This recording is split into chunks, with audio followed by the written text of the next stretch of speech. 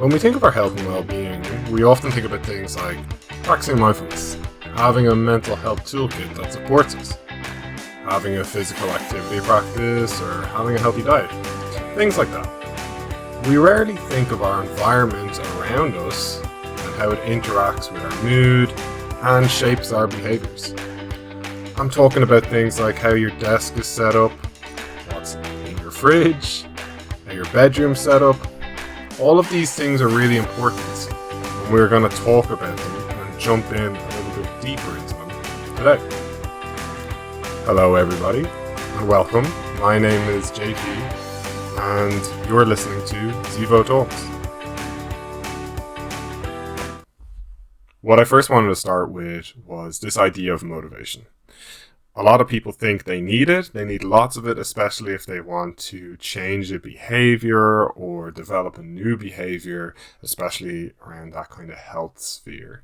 But personally, I think a little bit that motivation is overrated, and that a far more important factor is setting up the right environment for you to succeed. So when making positive health changes, we often repeatedly try to summon up this type of motivation every day.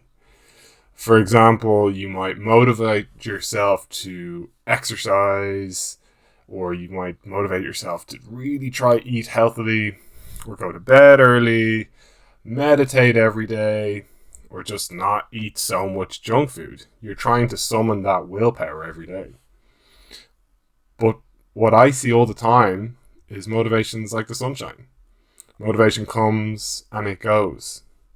And then when a difficult situation comes in, like say your partner suggests, let's have a takeaway tonight, or when you had lots of motivation to go for a run and then you look outside and it's looking a bit wet and miserable and cold, your motivation quickly goes poof and it's gone.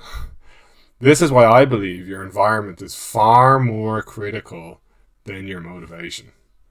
You need to ask yourself, does my environment match the future version of the person that I desire to be? If you wanted to be an Olympic swimmer, for instance, but you live 200 miles from the nearest swimming pool, then you're not going to be that successful there. Either your environment has to change, like you need to move closer to that swimming pool, or your goal needs to change. You might say, hey, I'm not going to be an Olympic level swimmer. Can I be anything else? Likewise, if you wanted to lose a little bit of weight, but your partner keeps bringing home big tubs of ice cream every night, your environment's going to have to change there. Now, I'm not saying you need to ditch your partner, but I am saying maybe you should have a conversation with your partner, because it's really hard to make good decisions when your environment's kind of skewed against you like that. You need to give them some clear directions on how to support you and why it's important. So you should always try to see what your goals are. And of course, if you don't have any goals, you're going to have to set them first. But once you have your goals, even if they're not really clearly defined, but you kind of have a rough idea, then you should look and see if your environment really aligns with that goal. And if they don't, well, maybe you should see if you can make some changes. So we often see some mismatches. Say you want to eat healthily, but your kitchen is full of delicious junk food. That's a mismatch in terms of goal versus environment. Say you want to stop eating takeaways. Say you eat takeaways 2 or 3 times a week, but your phone app makes ordering a takeaway so easy. 2 clicks and food's coming. Warm, delicious food. So maybe you need to change something about how your phone's set up. Maybe you need to delete one of those apps. Maybe you need to sort out the environment at home to make it much more easy to cook food. Say you want to give yourself more space and time for being creative in the evening. You might want to do some painting or art, but your spare room that you would do it in there is full of junk and it's stressful to even open the door. Then you need to change that environment that is that spare room. So I prompt you now, without listening to any further of this podcast, take a moment, press pause, review some of those health goals, and have for each of them a question. Does my environment support each of these? Or are you swimming upstream? Because if you are, that's going to be really difficult. And you might have the motivation to get through that for a day, 2 days, 3 days a week. But long term, that's when we see things slowly move back to where they were at the start. So, pause it, think about it, and then come back to me. Okay, if you did pause there, welcome back. So, we're going to shift a little bit, and I want you to bring your attention to the immediate space around you. Now, you might not be at your workstation, but regardless, if you are, brilliant, it's going to be even more effective, and if you aren't, that's also fine. Just that kind of 2 feet around you, and ask yourself, how does this space make me feel? Does it make you feel stressed out? Is it cluttered? Does it make you feel calm? What kind of emotions is it evoking in you? So this is really important. This idea of what's around us when we spend most of our time and how it's going to impact us. I want to shift it a little bit more directly around that kind of workstation piece. And I wanted to give you hopefully some tips to give you a healthier workstation. Now I know not all of you can adapt your workstation too much. It's much easier if you're working remotely or the hybrid approach, but even those small touches, if you do or are in a traditional office space, and do what you can. So firstly, I wanted to look at plants and green, nice things. So firstly, plants can be important for 2 reasons. Firstly, what most people think of is that plants absorb carbon dioxide and release oxygen. Houseplants and their root systems, their soil and the bacteria, absorb indoor pollutants like benzene and formaldehyde. The impact of this on your kind of real world home and office environments is actually debated due to most spaces being adequately ventilated. A more promising, and for me a more important reason to fill your workspace with nature is due to their positive effect on our mental state. There's plenty of research suggesting that employees that are in buildings with plants are more productive and have better concentration and greater work satisfaction than those in bare offices.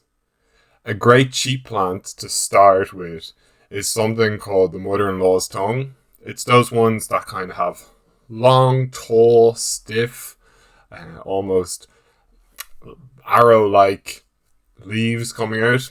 And they grow really nicely. That was my first houseplant. It takes up a lot of carbon dioxide and it's really easy to care for. If you have no plants at all, that's the one to go for. You can get it in supermarkets. It's cheap. And then start to expand from there. At this point, I've got far too many houseplants, but they really make me feel good, and hopefully they're making me a little bit more productive. So next up, in regards to your environment, of course, is the positioning of your peripherals. We're talking about things like your laptop, your monitor, your keyboard, your mouse, anything else that is essentially in front of you now if you're at your workstation. My guess is that most people don't think about these at all. They just throw them on the table or their desk, and as a result, they're not optimized. This will result in low concentration, pain, injury, discomfort, and inability to concentrate. You often might think, I'm just not productive today, or I'm not motivated to have a good day at work, and that's stressing you out. But you might just generally not be set up properly. And then as you're working, it's not optimized, your mouse isn't in the right position, your keyboard, and that as a result is making you kind of lose concentration because you're just not getting good quality work in.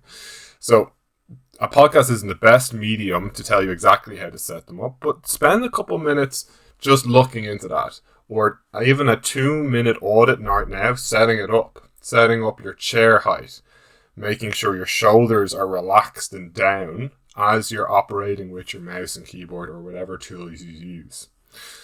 Next up is your lighting. So if everything is just popped onto your table without any thought process, it's probably not set up to right for you.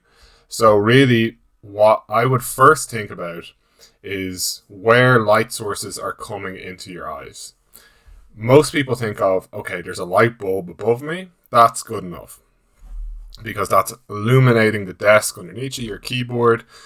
But the secondary thing we need to think about that many people don't think about is light actually coming into our eyeballs. So from a more vertical sphere, a horizontal sphere. So what we're looking at, usually it's a window.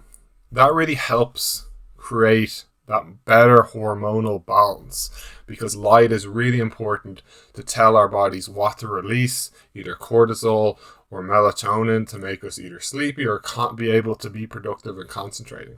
So if you don't have a window that's kind of pushing light into your eye from a horizontal point of view, then maybe even setting up a light or a source of light that's maybe not blinding you and coming across like a light bulb towards your eye, but some kind of light, shaded light coming across is really going to help you set you up, especially as your workday comes true. And then towards the end of your workday, just shut down a little bit. You can turn that light off and you'll start to feel like you're disconnecting a little bit from work. Next up is space. Like, if possible, don't cramp yourself into a corner. Give yourself some room. It's really nice to give yourself room so you can just push yourself away from your desk and stretch and move and stand up. If you have the ability to take some walking calls, especially if they're low priority calls, do that. Set up a call. You'd be surprised how many people will be delighted to hear, hey, that call we're setting up at 3 o'clock, do you want to do a walk and talk? Or, at least the option. That's an amazing thing to change your environment. That's really going to be great for you. So yeah, step 1, give yourself some space around you. Step 2, utilize that space, be able to stand and move around. Step 3, if you can walk and talk across the day, even better. So the last thing that's going to be really nice in terms of your workstation is having water on demand. If you're sitting at your work desk right now, or you can see it, or you can even think about it, and there's not water and the ability to get hydrated on demand, that's probably not the best, the most optimal thing. A lot of people start to feel fatigued across the day, thinking that they're just generally tired, when it's often that they're just not optimally hydrated. And that's why I see a lot of people go for coffees 2, 3, 4 times a day, because they're constantly getting a little bit dehydrated, not from the coffee, just generally from not drinking that much water. So next time you do feel that kind of slump across the day, don't just grab a coffee, grab yourself a glass of water. Better yet, just keep a water close to your desk at all times. Keep that 2-liter bottle, a nice good quality one, and then try to get through it each day, slowly sipping away. That's going to really help you stay hydrated, stay productive, and keep your digestion nice and healthy. Never in human history have we collectively been aware of, and indeed consumed by, our physical appearance. Thanks to widespread access to camera technology and constant exposure to social media where perfection is continuing to be accepted as normal, understanding the effects this can have on our mental health is fundamental to having a positive relationship with your own body and how to deal with the beauty standards around us. Zevo Health has a number of trainings that will assist you and your organisation on a journey to a better relationship with your body image and well-being. Contact us today to start your workplace well-being journey. www.zevohealth.com. So the next piece of environmental well-being that I want to look at is your kitchen, your fridge, your shopping list. Yeah, we're talking about food. And a lot of people, when they think of food and well-being, they think of going on a diet or eating healthy food. But I don't want to get completely away from that, really, from the traditional motivation piece. And I want to look at triggers. So, and how our brain interacts with food, essentially through these triggers. So to understand how our brain interacts with food, we must realize that our brain is the product of millions of years of trying to survive in a less food-rich world than what we're in today. We are hardwired to send several signals to ourselves so we would stay alive and stay nourished. So that's why the first signal that we're going to discuss is called reward. So in order for us to seek out that vital nourishment we need, we have this instinctive desire for a certain type of food or certain types of food. These foods are ones that are calorie and energy dense. They're the ones that have rich sources of fat, starch, protein, and sugar. Why is that? Well, because they're going to keep us alive. That's the most important factor. They have energy in them that keeps us alive. We have no real instinctive desire for spinach or asparagus because they're very low in terms of caloric density. Yes, in today's world, they're important to balance out what we're eating. But of course, in previous years, they weren't as important because what we're seeing is people focused on staying alive in terms of energy balance. So in today's environment, we don't have to seek out food like we once did. But that hard wiring is still there to desire those concentrated, rich forms of nourishment. And why is that important to our environment? Well, we need to really understand that if we keep those foods in our environment, that reward trigger that we get from eating these foods is going to be there. And when we're going to eat them, we're going to be rewarded. And that cycle is going to go on and on and on. So we need to be really careful with what foods we bring into our environment. And that brings us on to trigger 2, food proximity. Our brain does not solely focus on how much energy is in a food. It also considers the amount of energy it takes to get the food. So when foods are close by and they don't need an abundance of energy in order to obtain it, that is an attractive proposition. It motivates us to eat them. Think of it like this. Wherever you are, pick your junk food of choice. For me, it might be a donut. For you, it might be a cookie or a bag of crisps, whatever it is. Have a work day and try to work with it, or imagine, you don't have to do this, but imagine it was literally right beside you in arm's reach all day, ready to go. That's a really hard proposition. That's that food proximity trigger. It's in our proximity. And the closer it is to us, the more likely we're going to have it. Now, take that junk food, or doesn't even have to be junk food, but likely it's going to be junk food, and put it somewhere hard or harder to get to in your home. That might be in your kitchen, at the back of a cupboard, something like that. Even the mere fact of moving it out of our visual state makes us less likely to go for it. Do it even further, and again, it's still free. You don't have to pay for it. It's just that free piece of food, but put it like a kilometer away from wherever you are right now in a wooden box, so it's going to be fresh, it's going to be nice. Still, you're starting to use energy to get to that food. The proposition starts to be less attractive in our brain. So we really need to understand that trigger and that environmental trigger. Having food at home in close proximity to you is an attractive proposition, especially when they're those calorically rich foods. So when there's ice cream in the freezer, cake in the fridge, chocolate on the table, it's going to make you more likely to eat them.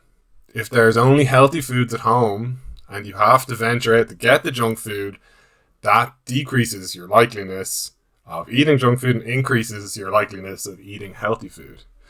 So it's a really simple trigger, but something we often don't think about. And this is why the shopping list is an important thing.